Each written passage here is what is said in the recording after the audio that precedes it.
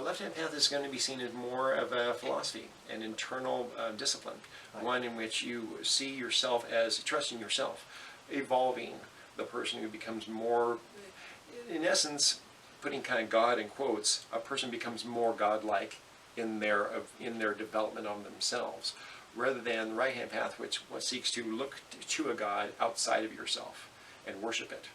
Wow. So people oftentimes would see Luciferianism as maybe worshiping Lucifer, and from my research, it seems as though they would say, no, actually, that's not so.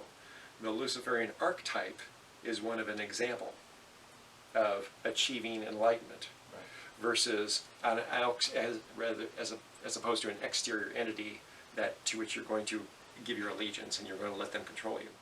Luciferians distinguish themselves from Satanists, saying, the Satanists are fine and they are promoting the self, but they're still following somewhat of that right-hand path of putting their allegiance outside. The Luciferian is just trying to achieve enlightenment, godness, in quotes, godness on their own. Right.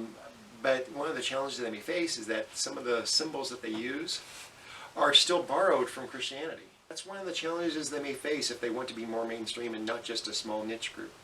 Mm-hmm. Is to expand their numbers. They're going to have to persuade people that it's actually not it's actually not the stuff of horror movies. They're going to have to do the work of trying to overcome that type of stigma, which is a problem if they maintain symbols that seem to be so adversarial, to use one of their terms, to what in the broader culture people still identify with. Historically, Satanists have been seen as, like I said, the anti-LaVey tradition has been seen as all about just themselves, and therefore the veneration and the deification of the self is to the point that anybody else is just weak, and almost kind of in almost a Darwinian sense, survival of the fittest. The Luciferians took a different path with that.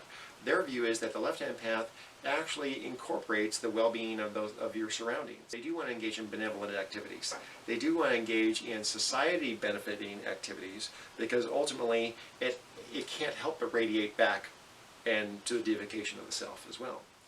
I sometimes hear of Christian groups that want to set up churches, say, in a historically Muslim country, and what they do is they have to start and operate and not be so overly Christian right away, because the symbols that they bring there will actually impede their ability to have dialogue.